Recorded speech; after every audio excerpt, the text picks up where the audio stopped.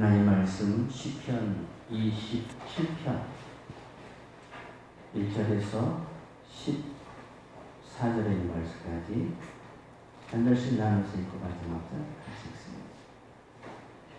여호와는 나의 빛이요 나의 구원이시니 내가 누구를 두려워하리요. 여호와는 내 생명의 능력이시니 내가 누구를 무서워하리요. 악인들이 나를 먹으려고 내게로 왔으나 나의 대적들 나의 원수들이 그들을 실족하여 넘어졌다. 군대가 나를 대적하여 진칠지라도 내 마음이 두렵지 아니하며 전쟁이 일어나 나를 치료할지라도 나는 여전히 태연하리로다. 내가 여호와께 바라는 한 가지 일을 들었으니 곧 내가 내 평생에 여호와의 집에 살면서 여호와의 아름다움을 바라며 그의 손에서 사랑하는 것이라. 여호와께서 환난 날에 나를 그의 초막 속에 비밀히 지키시고 그의 장막 은밀한 곳에 나를 숨기시며 높은 바위 위에 두시리로다. 이제 내 머리가 나를 둘러싼 내 원수의 비밀이니 내가 그의 장막에서 좋은 제사를 드리고 노래하는 여호와를 찬송하리로다. 여호와여 내가 소리내어 부르짖을 때에 들으시고 또한 나를 긍휼히 여기사 응답하소서. 너희는 내 얼굴을 찾으라 하실 때에 내가 마음으로 주께 말하되 여호와여 내가 주의 얼굴을 찾으리라 하리나이다. 주의 얼굴을 내게서 숨기지 마시고 주의 종을 놓아여 버리지 마소서. 주는 나의 도움이 되셨나이다. 나의 구원의 하나님이시여 나를 버리지 마시고 떠나지 마소서. 내 부모는 나를 버렸으나 여호와는 나를 영접하시리이다. 여호와여 주의 도를 내게 가르치시고 내 원수를 생각하셔서 평탄한 길로 나를 인도하소서. 내 생명을 내 손에 맡기지 마소서. 믿음자와 악을 좋아하는 자가 일어나나 절망하느니라. 내가 산자들의 땅에서 여호와의 선하심을 보게 될 줄 확실히 믿었도다. 너는 여호와를 기다릴지어다. 강하고 담대하며 여호와를 기다릴지어다. 다윗의 일생을 우리가 계속 살펴보고 있습니다. 이스라엘의 왕이 된 사람이기도 하지만 한편으로는 외롭고 고독하기가 말로 할 수 없는 그러한 사람이었다는 것을 우리는 다윗의 일생을 통해서 살펴볼 수가 있습니다. 그는 누군가로부터 많은 배신도 당해왔고 또 심지어는 부모로부터도 너 때문에 내가 고생이다라는 소리를 들어야만 되는 부모로부터까지 상처를 받는 그러한 일들이 있었습니다. 그럼에도 불구하고 하나님은 다윗을 정말로 사랑하셨습니다. 왜 이렇게 다윗을 사랑하셨을까? 며칠 전에 저는 다윗과 같은 한 동화의 이야기를 들었습니다. 우리 교회에 와서 일하시는 분들이 계십니다. 저보다는 젊은 분들이죠. 그리고 이러한 일들을 아주 기능적으로 잘 하시는 그러한 분들인데 그 중에 한 분이 굉장히 말을 할 때마다 긍정적으로 말을 하고 불평이 없이 일을 해요. 너무나 날씨가 덥고 또 습하기도 해서 뜨거운데 어떻게 이렇게 일하게 돼서 내가 좀 미안할 정도다라고 얘기하니까 목사님 무슨 말이세요? 지붕 공사는 이렇게 뜨거울 때 해야 더 잘 돼요. 그렇게 말을 하니까 내가 더 미안한 거예요. 아니 이렇게 하루 종일 일하고 가면 얼마나 지쳐요. 정말 지칠 텐데.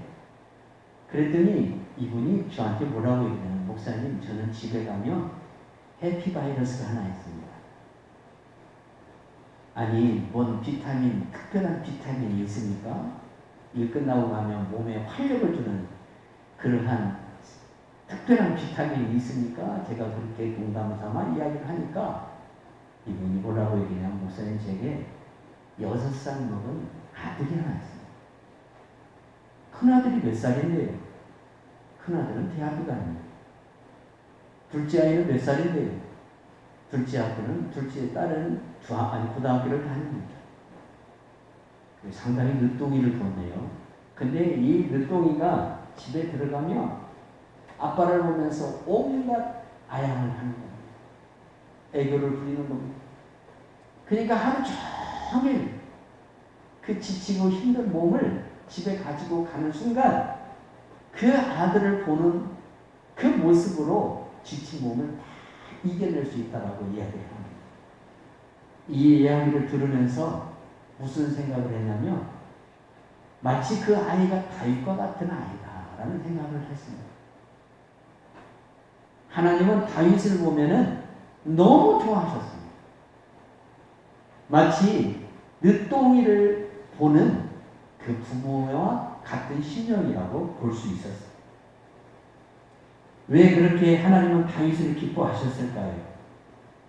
이유는 그는 사방이 꽉 막히는 인생에 숨 막히는 장소에 갈지라도 하나님을 찾습니다. 다윗은 우리와 다를 바 없는 죄인입니다. 그가 신분상 왕이라는 신분을 가지고 있지만 그러나 그의 삶을 보면 우리와 똑같은 죄인입니다.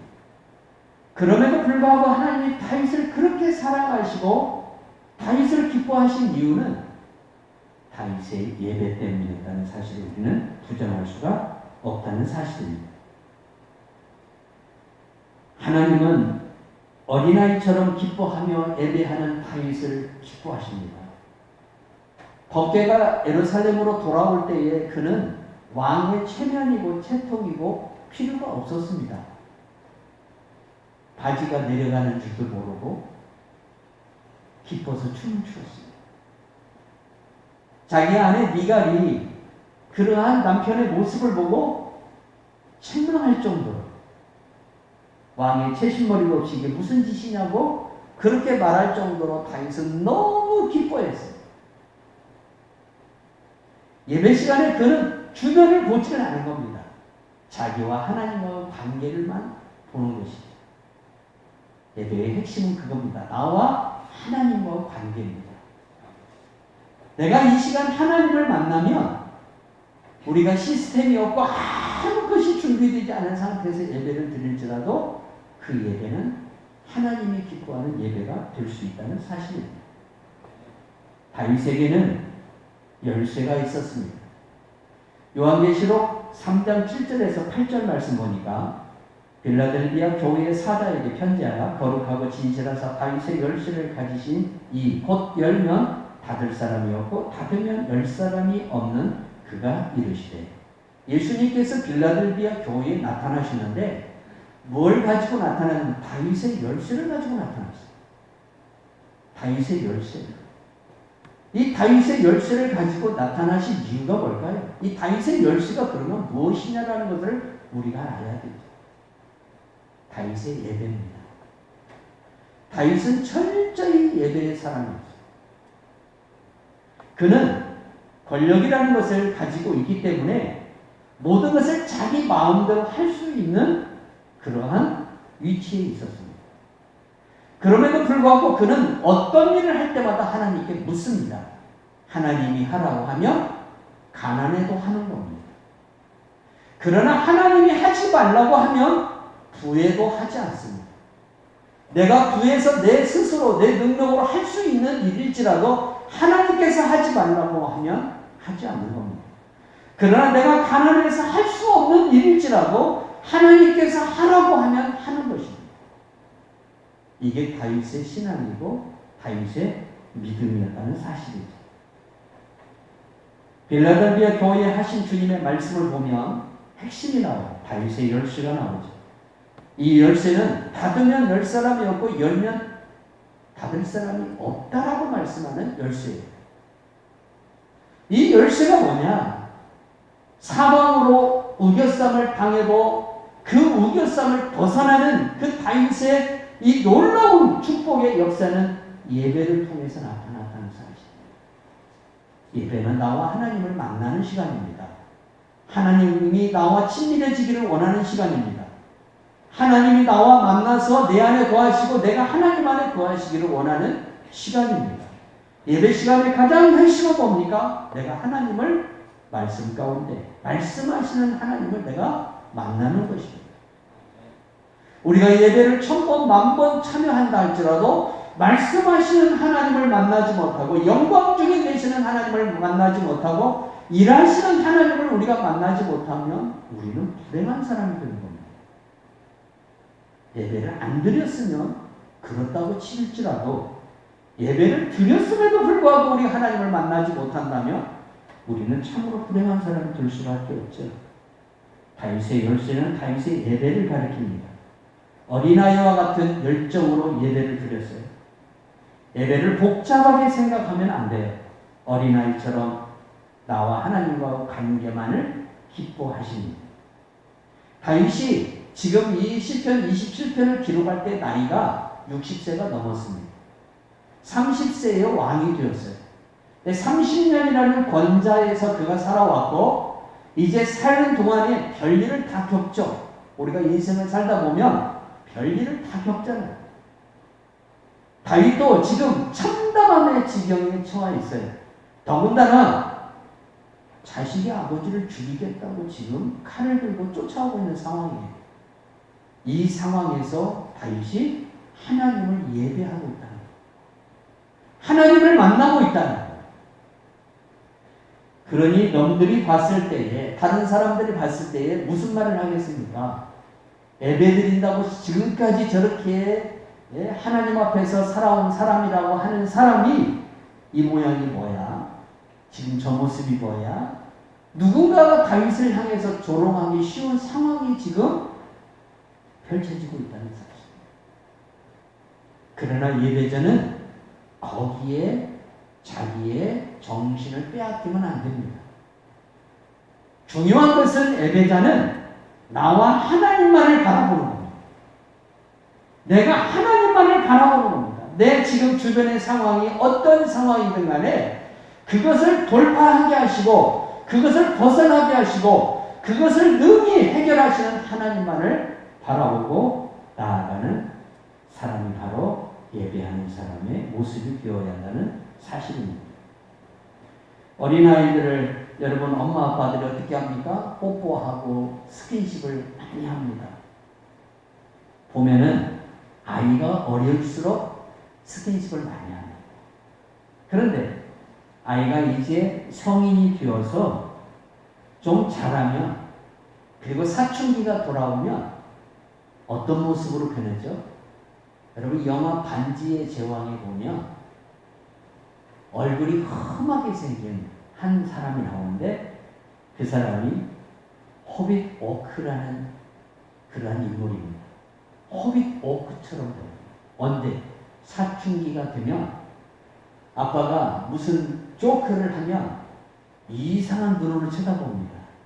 어렸을 때는 아빠가 무슨 말만 해도 웃고 좋아하던 아이가 사춘기가 와서 아빠가 옆에 좀 건드리라고 뭐라고 하면 이상한 눈으로 쳐다봐요. 호크가 되어서 호크 오빗이 돼가지고 마치 저 달나라에서 온 이상한 외계인을 바라보듯이 그렇게 바라봐요. 이게 사춘기 때의 모습이에요. 그래서 제일 여러분 부모와 자식의 불편한 관계가 언제예요? 사춘기 때예요. 그래서 우리 나이 드신 부모님들이 가끔 늦둥이를 낳아요. 40대 후반에 가서 늦둥이를 낳는 가족들이 있어요. 근데 그 늦둥이를 두시는 남편들은 대부분 집에 빨리 돌아갑니다. 왜 그러냐면 그 늦둥이 보는 재미로. 늦둥이 보는 재미로 집으로 빨리 돌아갑니다. 어릴수록 친밀함이 더합니다. 우리 예수님은 마태복음 18장 2절에서 3절을 통해서 이렇게 말합니다. 예수께서 한 어린아이를 불러 그들 가운데 세우시고 이르시되 진실로 너희에게 이르노니 너희가 돌이켜 어린아이들과 같이 되지 아니하며 결단코 천국에 들어가지 못하리라. 다윗은 하나님 앞에 섰을 때에 항상 어린아이의 모습으로 예배를 드렸다는 거예요. 하나님이 작은 거 하나만 주어도 그는 기뻐하고 즐거워했어요. 어렸을 때는 여러분 사탕 하나만 가지고도 어린아이는 기뻐합니다. 그런데 청소년기가 되어서 여러분 똑같은 것을 주어 보십시오. 나를 뭘로 아냐고 그렇게 마치 이상한 달나라에서 온 사람으로 부모를 쳐다보기 시작합니다. 내가 아직도 이 수준밖에 안 되는 줄 아냐. 다윗은 하나님 앞에 이렇게 고백합니다. 나는 평생 예배자로 살겠습니다. 시편 24편 4절을 보면 다윗은 평생 아버지의 집에서 예배자로 살겠다고 이야기를 합니다. 그는 하나님께서 들려주는 말씀을 사모하고 그 말씀으로 인하여서 힘을 얻고 하나님 앞에 예배를 드리는데 신명기 6장 5절이 나오는 심령으로 하나님 앞에 예배를 드리는데 너는 마음을 다하고 뜻을 다하고 힘을 다하여 내 하나님 여호와를 사랑하라. 다윗은 평생 하나님 앞에 예배자가 되겠다고 하나님 앞에 소원을 합니다. 나는 예배자가 되겠습니다. 여러분 예배를 가지고 하나님 보고 딜하지 않기를 주님의 이름으로 축원합니다. 딜하지 마세요. 하나님 내가 이렇게 예배할 테니까 이렇게 해주십시오. 그렇게 말하지 않아도 하나님은 해주십니다. 왜? 하나님은 내 아버지이기 때문에. 한번 지나간 시간을 돌이켜 보십시오. 하나님께서 내 가정을 어떻게 인도하셨는가? 나를 어떻게 인도하셨는가? 하나님은 유익하게 하셨고 또한 형통하게 하시고 하나님은 복되게 하셨습니다. 비록 나에게는 지금 내가 원하는 만큼 은혜를 주지 않을지라도 내 자녀에게 하나님은 복을 주시고 은혜를 주고 계신다는 사실입니다. 또 나로 인해서 누군가가 하나님의 복을 누리고 살 수 있도록 하나님은 은혜를 주신다는 것입니다. 그래서 예배라는 것은 한 가지만 바라보는 겁니다. 다윗은 예배 시간에 두리번거리지 않았습니다. 다윗은 예배 시간에 하나님만 바라봅니다. 예배는 나와 하나님과 1:1 관계입니다. 1000명이 모이든 10,000명이 모이든 여러분 그 수가 중요한 게 아니라 중요한 것은 뭐냐면 나와 하나님과 관계입니다. 내가 하나님만을 바라보는 시간이 예배 시간이라는 겁니다. 다윗에게 이것보다 소중한 것이 없었습니다. 다윗의 예배가 다른 사람 예배와 다른 점이 무엇입니까? 그는 하나님과 딜하지 아니하고 하나님 앞에 그저 자녀로서 하나님을 기쁘게 하는 일에 최선을 다했습니다. 무엇을 달라고 말하지 않습니다. 하나님은 자기가 바라지 않아도 주실 수 있는 하나님이시고 주시는 하나님이시기 때문에 여러분 우리도 그 하나님을 예배해야 될 줄로 믿습니다. 우리에게 뭐가 필요한지 주님은 이미 다 알고 계십니다. 내가 말하지 않아도 주님은 내가 지금 무엇이 있어야 됨을 다 알고 계십니다. 우리가 예배자로서 하나님 앞에 살아오고 예배자로서 하나님만 바라보고 나가면 하나님은 우리의 필요를 능히 충족할 뿐만 아니라 더 충만하게 인도하시는 하나님이심을 믿어야 합니다. 우리가 이웃을 사랑하는 일도 참 중요한 일입니다. 왜 그러냐면 그것도 계명 중에 하나입니다. 예수님께서 십계명을 말씀하실 때 두 개로 딱 나눕니다. 첫째는 하나님을 사랑하고 둘째는 이웃을 사랑하고 우리가 이웃을 사랑하는 것은 분명한 주님의 명령이시고 계명입니다.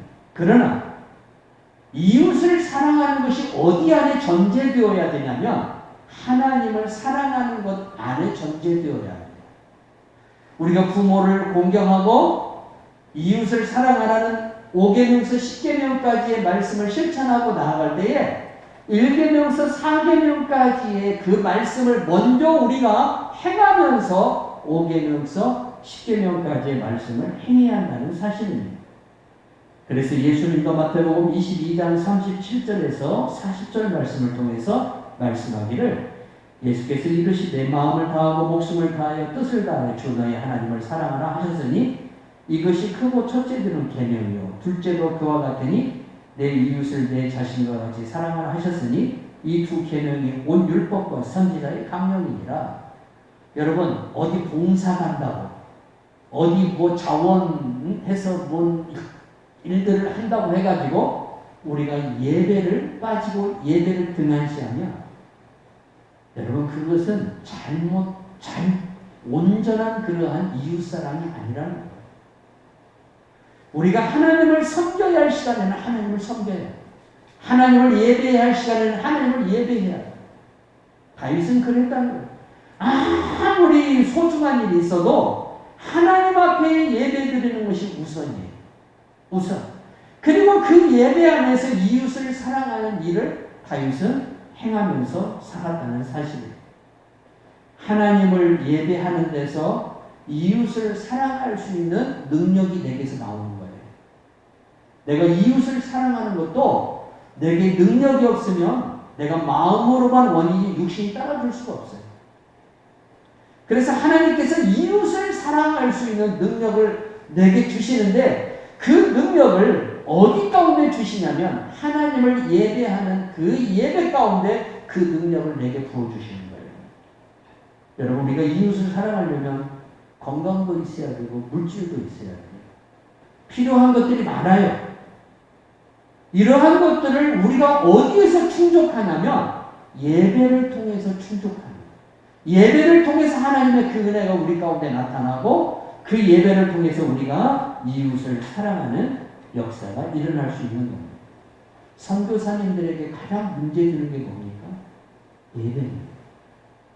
선교사들은 프리합니다. 아주 프리해요. 그래서 국내에 잠시 들어왔을 경우에 예배하는 것이 너무 자유롭습니다. 그냥 선교지에서 자기 혼자 예배 드릴 수도 있잖아요. 열매가 없으면 혼자 예배 드리잖아요. 어떤 우리의 지금 이렇게 형식적인 그런 예배 틀에 그분들은 매여 있지는 않아요. 그러다 보니까 어떤 일들이 벌어집니까? 국내에 들어왔을 때 예배라는 것에 대해서 너무 자유하려고 거기에 구속되려고 하지는 않습니다. 선교사님들 보면 그걸 많이 느낍니다. 그래서 국내에 들어와 있는 선교사님들한테 제가 말합니다. 예배 시간 참석하십시오. 예배 드리십시오. 당신이 가서 행해지는 모든 그 사역의 능력은 당신이 하나님 앞에 예배하는 그 예배 속에서 하나님으로부터 주어지는 것입니다. 우리가 한 주간 인생을 살아가는 이 모든 에너지가 어느 시간에 우리들에게 주어지냐면 오늘 이 시간 예배 드리는 이 시간에 성령을 통해서 우리에게 주어지는 겁니다. 말씀을 통해서 주어지는 겁니다. 그래서 이 시간이 내게 있어서 가장 소중하고 귀한 시간이 되는 겁니다. 예배를 소중하게 여겨야 됩니다. 여러분 이 시간은 하나님을 만나는 시간입니다. 내가 여러분 능력이라는 것은 한계가 있어요. 내가 100원을 가지고 있다 합시다. 90원을 썼습니다. 나머지 그러면 모자라는 90원을 채워야 됩니다. 언젠가 시간이 되면 고갈이 되어버립니다. 이 고갈되는 것을 쉽게 말하면 소비되는 것을 무엇으로 채워야 할 것인가? 하나님의 은혜로 채워야 되는데 그 하나님의 은혜가 어떤 사람들에게 임하느냐? 예배하는 자들에게 임하십니다. 예배를 정신 차리고 그래서 우리가 하나님 앞에 드려야 한다는 사실입니다. 예배를 우리가 평생 드릴 수도 있고 아니 늦게 부름을 받아서 이 땅에서 부름받은 늦은 시간부터 예배를 드릴 수 있을 수도 있습니다. 중요한 것은 늦게 우리가 부름을 받아서 예배에 참여하는 예배자가 되었을지라도 아무리 어머니 태중에서부터 내가 하나님을 예배하는 사람으로서 살아왔을지라도 중요한 것은 예배 시간에 하나님을 만나는 것입니다. 하나님을 만나는 것이 예배의 핵심이라는 사실입니다. 다윗은 예배 시간에 하나님을 만나기를 원했습니다. 하나님을 만나면 자신의 인생의 이 고통과 이 아픔도 하나님께서 해결해 주십니다. 가장 예배의 핵심이 무엇인가를 다윗은 우리들에게 지적하고 있어요. 그런데 다윗의 예배를 보면 우리가 참 배워야 할 점이 있어요. 뭘까요? 예배를 드리면서 부정적으로 그가 단 한마디도 하지도 않는다는 거예요. 부정적인 이야기를 안 해요. 하나님 이랬습니다. 아무 소득이 안 보입니다. 아무 희망이 안 보입니다. 아무 소망이 안 보입니다. 예배자는 현실이 복잡하고 현실이 힘들지라도 미래를 이야기해야 됩니다. 하나님은 이렇게 해 주실 줄 있어요. 다윗은 하나님을 뭐라고 얘기합니까? 여호와는 나의 빛이라고 했어요. 여호와는 나의 빛이라고 했어요. 오늘 본문 보세요. 1절 보세요. 여호와는 나의 빛이요 나의 구원이시니 내가 누구를 두려워하려. 여호와는 내 생명의 능력이시니 내가 누구를 무서워하려. 다윗의 이 언어들을 한번 보세요. 다 긍정적이에요. 긍정적이에요. 예배자는 나는 힘들고 어렵지만 내 힘으로는 안 되지만 내가 예배할 때 하나님께서 역사하시고 하나님이 은혜를 주셔서 어둠도 빛으로 바꾸시고 무너짐도 다시 세우시는 그 하나님의 역사가 나타날 줄 나는 믿습니다. 이게 예배자의 고백이 되어야 한다는 사실입니다. 다윗은 부정적인 말을 하지 않습니다. 여호와는 나의 빛이라 하나님은 내 생명의 능력이라고 말을 합니다. 현실이 비관적이라도 하나님에 대한 다윗의 생각은 긍정적으로 가득 차 있습니다. 예배가 무너지는 이유가 뭘까요? 마귀가 들려주는 부정적인 음성을 듣기 때문에 그렇습니다. 마귀가 들려주는 부정적인 음성, 그걸 들어요.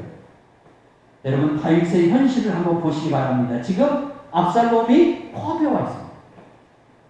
자기의 군대보다 압살롬의 군대가 훨씬 많습니다. 더군다나 압살롬의 군대 중에는 지략가들이 있습니다. 아주 전략을 잘 짜는 사람들입니다. 비교를 하면 할수록 다윗은 절망하고 낙심해야 됩니다. 그런데 다윗에게는 누가 있습니까? 만군의 하나님이 계시고 그 하나님이 다스리는 천군 천사가 있었습니다. 그래서 다윗은 염려하지 않고 두려워하지 않고 다윗은 여호와는 나의 빛이라 여호와는 나의 구원의 능력이고 생명이라고 그렇게 말씀하고 있는 것을 볼 수 있어요. 시편 27편 10절에서 11절 말씀 보세요. 내 부모는 나를 버렸으나 여호와는 나를 영접하시리이다. 여호와여 주의 도를 내게 가르치시고 내 원수를 생각하셔서 평탄한 길로 나를 인도하소서. 내 생명을 내 대적에게 맡기지 마소서. 이중자와 악을 토하는 자가 일어나 나를 치료함이니이다. 내가 산자들의 땅에서 여호와의 선하심을 보게 될 줄 확실히 믿었고 너는 여호와를 기다릴지어다. 강하고 담대하며 여호와를 기다릴지어다. 아멘. 어떻게 이러한 지금 이 고백을 할 수 있냐. 무너져 버렸어요. 완전히 다 무너졌어요. 다 지금 죽어가고 있어요. 이제 마지막 단계만 남아있는 거예요. 이 마지막 단계만 남아있는 그 현실적 상황에서 다윗은 뭐라고 얘기해요? 나는 하나님을 기다리겠다. 나는 하나님만을 바라보겠다. 다윗은 자기 자신에게 말을 해요. 너는 담대하라. 너는 담대하라. 이게 예배자예요. 왜 그럴까요? 예배의 대상자가 하나님이기 때문에 그렇습니다. 전능하신 하나님이기 때문에. 아무리 압살롬이 군대를 몰고 자기를 치러 올지라도 하나님께서 이 전쟁을 주관하실 줄 믿는다는 겁니다. 다윗의 신앙의 핵심은 뭡니까? 그가 전쟁을 참 많이 한 사람이잖아요. 그러나 전쟁을 할 때마다 다윗이 하나님 앞에 뭐라고 고백합니까? 전쟁은 하나님께 속한 것이라는 겁니다. 중국이 아무리 대만에게 위협을 가할지라도, 북한이 아무리 우리 남한에게 위협을 가할지라도, 일본이 우리에게 아무리 여러 가지 방법을 통해서 위협을 가할지라도 하나님께서 이 땅을 붙들어 주시고 이 민족을 붙들어 주시고 이 교인들을 붙들어 주시고 성도들을 붙들어 주시면 우리는 안전합니다. 우리는 평안합니다. 이 땅에 있는 백성들은 하나님만 바라봐야 됩니다. 여러분, 대한민국처럼 사방으로 우겨싼 나라가 어디가 있습니까? 누가 우리를 도와주겠습니까? 중국입니까? 러시아입니까? 일본입니까? 우리는 사방으로 우겨싸여 있습니다. 우리가 나라를 다 빼앗겨버리고 낙동강 이남만 그 일부만 남았을 때 하나님은 유엔을 움직여서 이 땅에 땅을 반절이라도 회복을 시켜주신 겁니다.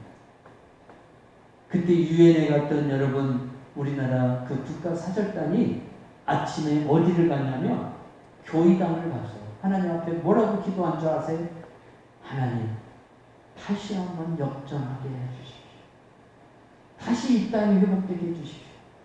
그들이 유엔 총회회관에 들어가기 전에 먼저 그 근동에 있는 교회당에 들어가서 아침 일찍 하나님을 예배하고 그 회에 참석을 한 거예요. 그런데 하나님께서 어떤 역사를 일으켜요? 승용차를 타고 오던 소련 대표를 하나님이 막아버렸어요. 그래서 그 안전보장 이사회에 참여를 못하게, 소련이 반대하면 유엔군이 참여할 수가 없어요.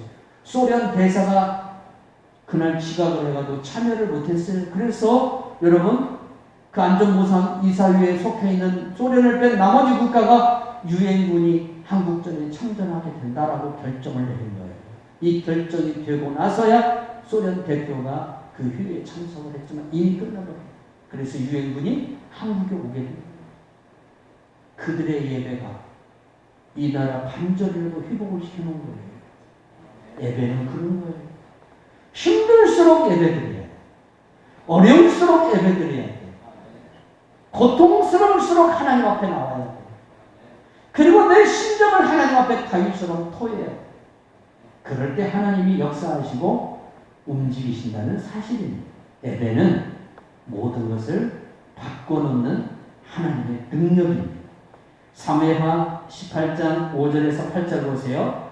왕이 요압과 아비새와 이때에게 명령하여 이르되 나를 위하여 젊은 압살롬을 너그러이 배워라 하니 왕이 압살롬을 위하여 모든 군 지휘관에게 명령할 때에 백성들이 다 들으니 이에 백성이 이스라엘을 치러 들로 나가서 에브라임 수풀에서 싸우더니 거기서 이스라엘 백성이 다윗의 도하들에게 패하니 그날 그곳에서 전사자가 많아 2만 명에 이르렀고 그 땅에 사면으로 퍼져 싸웠으므로 그날에 수풀에서 죽은 자가 칼에 죽은 자보다 많았더라. 압살롬의 군대가 완전히 무너졌어요. 어떻게 이렇게 가능할까요? 불가능한 일입니다. 절대 불가능한 일입니다. 인간의 계산으로는 답이 안 나오는 전쟁입니다. 다윗은 끝났습니다. 모든 사람들이 다윗은 끝났다고 했습니다. 그런데 다윗이 하나님 앞에 나가서 예배드릴 때에 어떤 일이 벌어지냐면 압살롬과 함께 있던 군대 2만 명이 죽었어요. 누구에 의해서?